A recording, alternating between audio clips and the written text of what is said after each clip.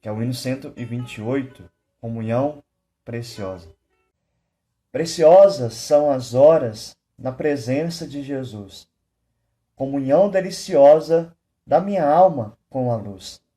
Os cuidados deste mundo não me podem abalar, pois é Ele o meu abrigo quando o tentador chegar. Ao sentir-me rodeado de cuidados terriais, irritado e abatido, ou em dúvidas fatais, a Jesus eu me dirijo nestes tempos de aflição. As palavras que Ele fala trazem paz, consolação. Se confesso meus temores, toda a minha imperfeição, Ele escuta com paciência essa triste confissão. Com ternura repreende meu pecado e todo mal. É Jesus, o meu amigo, o melhor e o mais leal.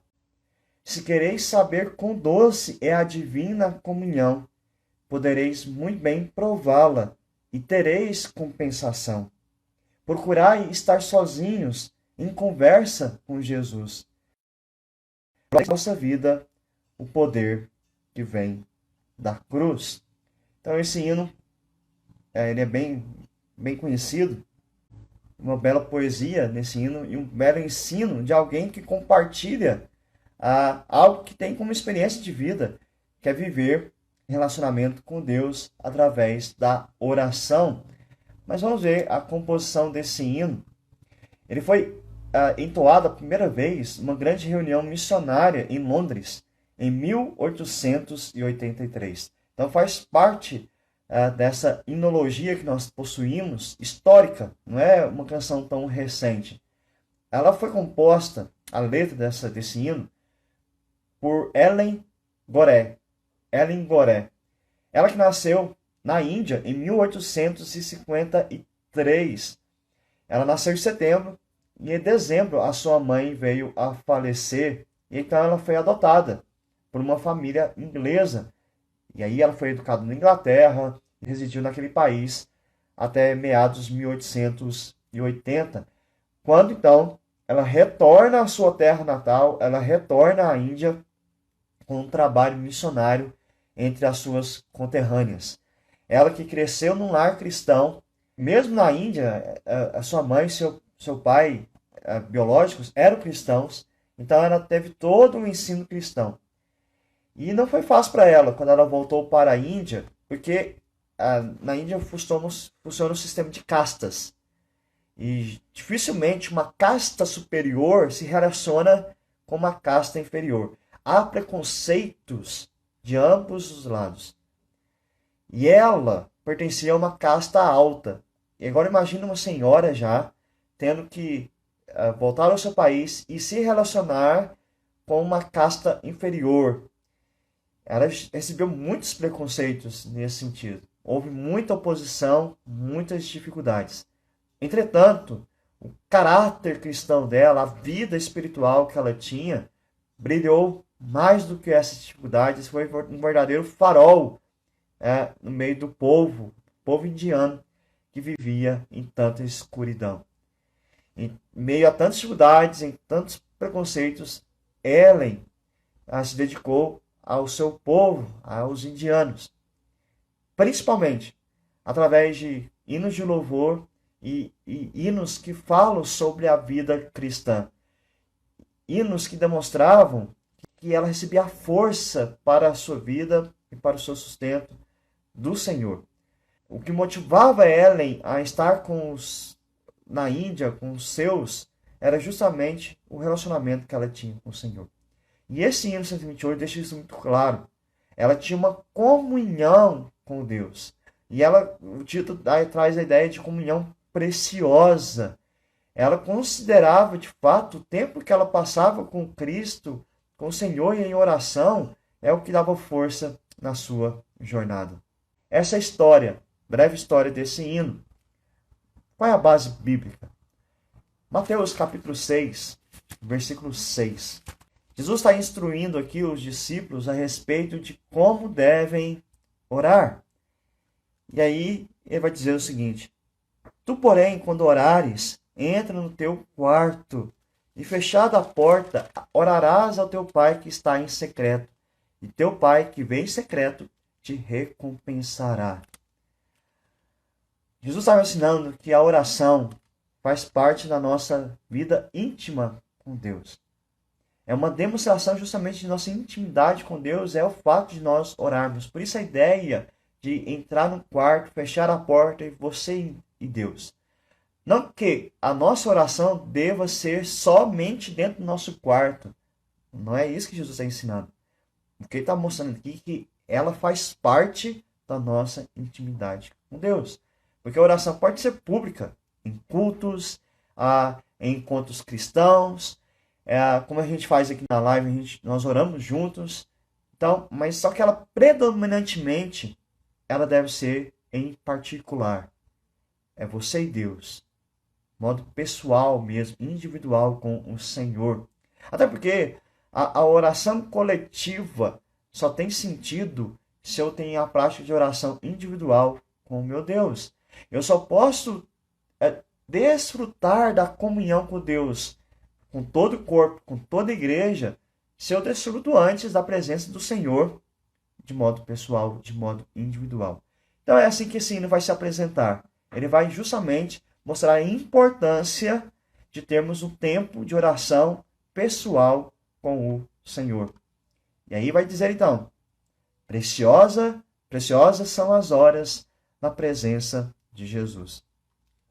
Não há nada mais essencial na nossa vida do que a presença do nosso Senhor Jesus.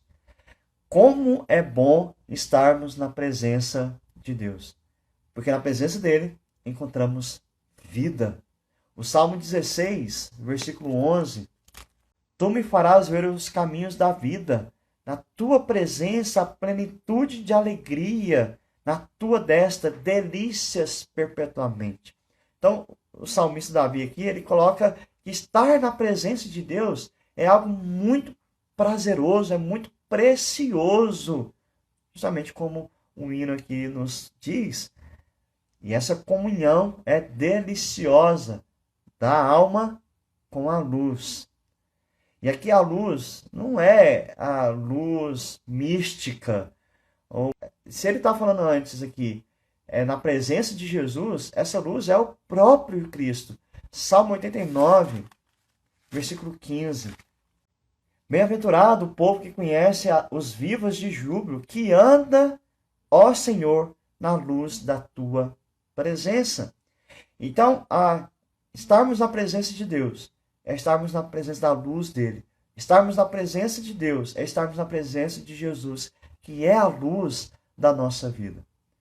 E quando você está com Jesus, há um tempo de comunhão com ele, você está a sós com ele, os cuidados deste mundo não me podem abalar, pois é ele o meu abrigo quando o tentador chegar. Nós podemos ser pessoas muito fortes, mas todos chegamos ao momento em que vamos precisar de ajuda e proteção. Não tem como. Por mais que você se aparente uma pessoa forte, firme, convicta, resolvida na vida, que encara as dificuldades, uma hora ou outra você vai precisar. Uma hora ou outra você vai fraquejar.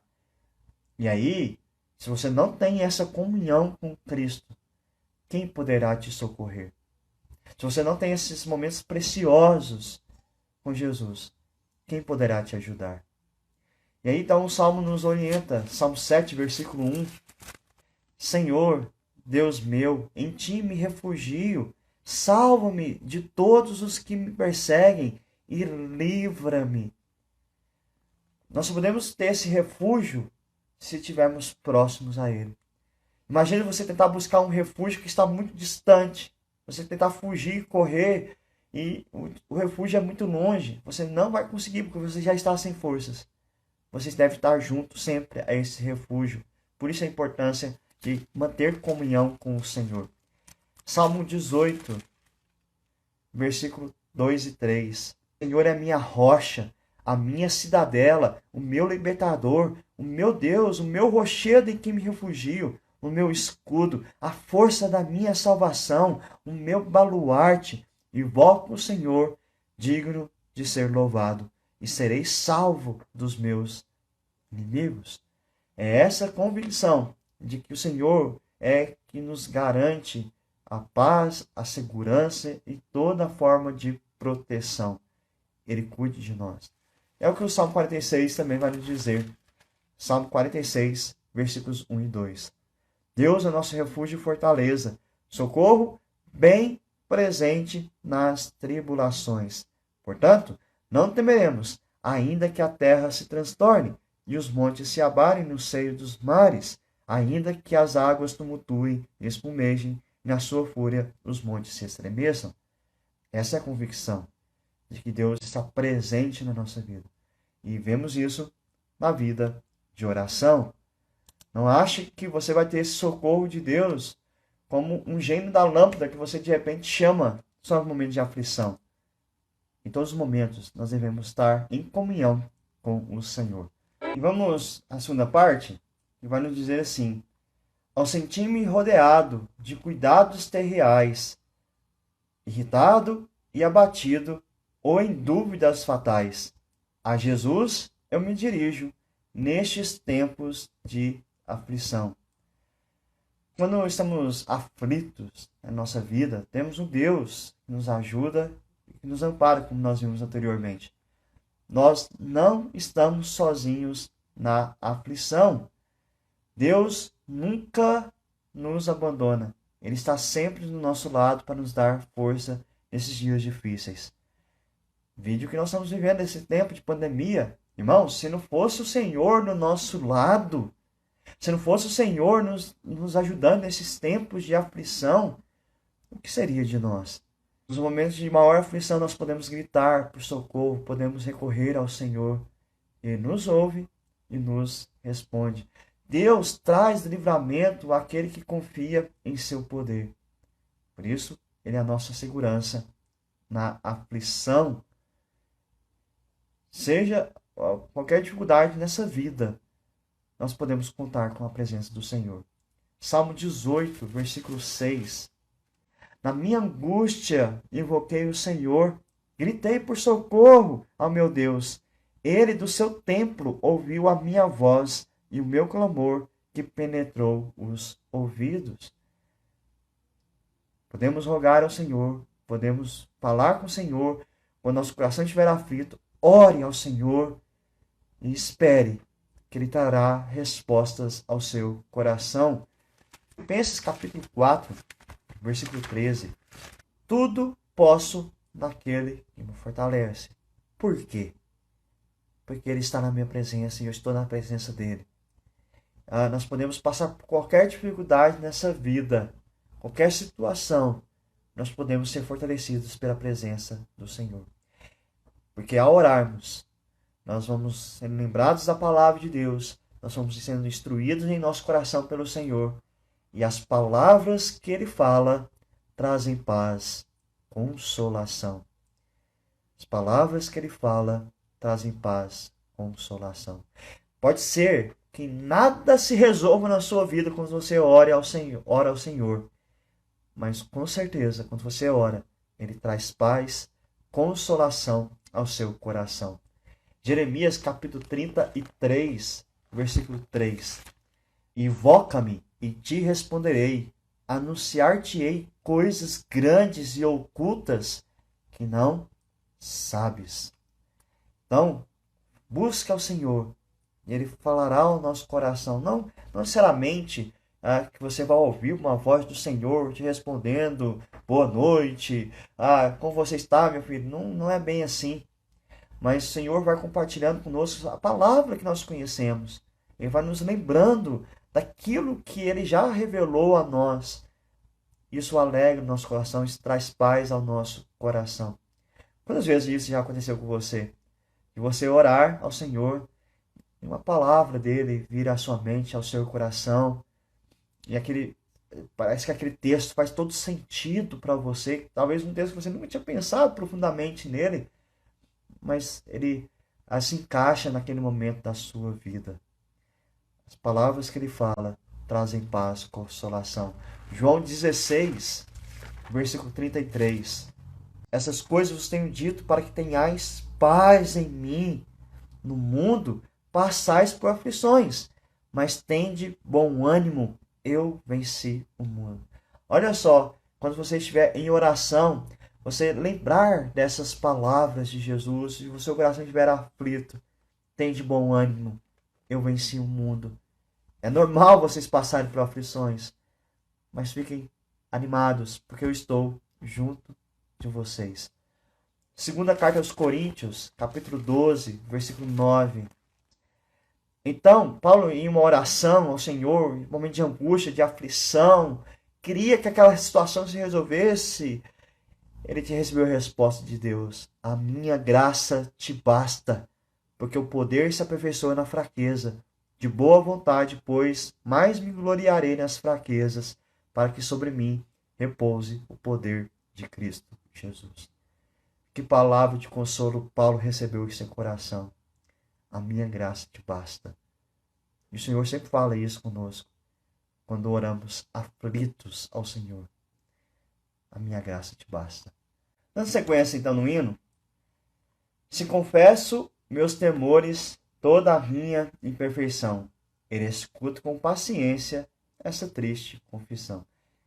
Irmãos, uma coisa que deve ter nas nossas orações com o Senhor é a confissão de pecados. Não tem como eu me apresentar diante do Senhor as minhas aflições, as minhas situações, colocar diante dele as minhas petições, os meus anseios, e eu não confessar a ele as minhas faltas, o meu pecado.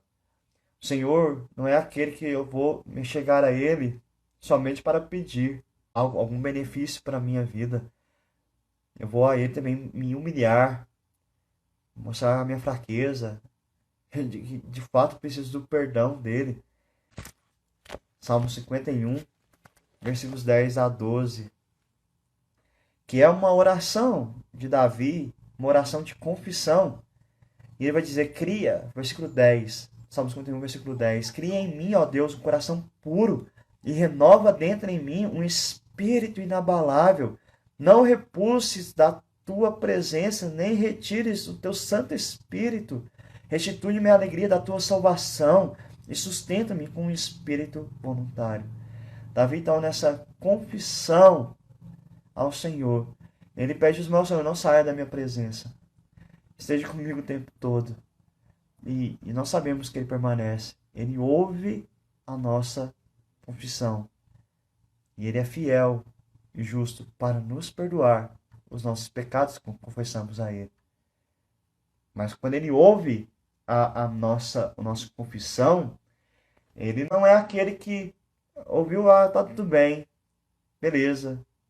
Não é assim que funciona. Quando nós confessamos os nossos pecados ao Senhor, ele também nos repreende. Com ternura repreende meu pecado e todo mal. Então, ele é aquele pai que ouve o filho confessar o erro. Perdoa o filho, mas ensina o que é o certo. E fala, ó, não faça mais isso. Observe Jesus. Quando Jesus curava alguém, ou um outro exemplo, quando ele livrou a mulher adúltera de ser apedrejada, o que ele diz para ela? Vai e não peques mais. Porque ele repreendeu o pecado. O Senhor faz isso conosco. A repreensão não é meramente uma acusação, mas é chamar a atenção, é despertar para que possamos corrigir a nossa vida. E ser amado não é ser apoiado incondicionalmente em tudo que eu faço, mas ser repreendido nos momentos necessários. Quer saber se uma pessoa de fato te ama? Ela vai te repreender quando for possível. Quando for necessário, você vai ouvir repreensão da parte dela. E compreender a correção é amadurecer na vida. Então, quando nos achegamos ao Senhor, em oração, confessando nossos pecados, somos repreendidos por Ele, nós devemos aprender e amadurecer com o nosso erro e com a instrução que o Senhor tem para as nossas vidas. Provérbios 27, versículo 5. Melhor a repreensão franca do que o amor encoberto. É essa a ideia de Ele fala ao nosso coração, ele repreende o nosso pecado. Hebreus capítulo 12, versículo 6. Porque o Senhor corrige a quem ama e açoita a todo filho a quem recebe. É prova de um amor de Deus por nós quando ele nos repreende.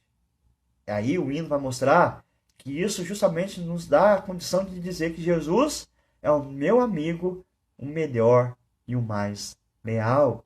A Bíblia vai deixar isso muito claro, que Jesus é o nosso grande amigo. Ele é um amigo tão bom que deu a sua vida por nós. Maior prova de amizade não há. Amizade com ele é a melhor amizade que existe. Pense nas pessoas que são suas amigas. Pense nas pessoas que você conversa nas redes sociais, você gosta de interagir nas redes sociais. Você busca todo dia estar com essas pessoas. E se você é amiga de verdade, você vai repreender e vai receber repreensão. Com Jesus é a mesma coisa. Só que a diferença é que a gente não vai repreender Jesus. Receberemos a repreensão dele com todo agrado do nosso coração, porque estamos diante do nosso melhor amigo, o mais leal. A última parte. A ideia aqui do hino é alguém contando a sua experiência com o Senhor. E aqui ele faz convite no final do hino. Se quereis saber quão doce é a divina comunhão que eu acabei de relatar aqui, podereis muito bem prová-la. Está acessível a todos. E quando você prova, você vai ver que é bom, porque tereis compensação. Quando alguém tem comunhão com Deus, isso vai refletir na sua vida diária. Você vai só colher benefícios.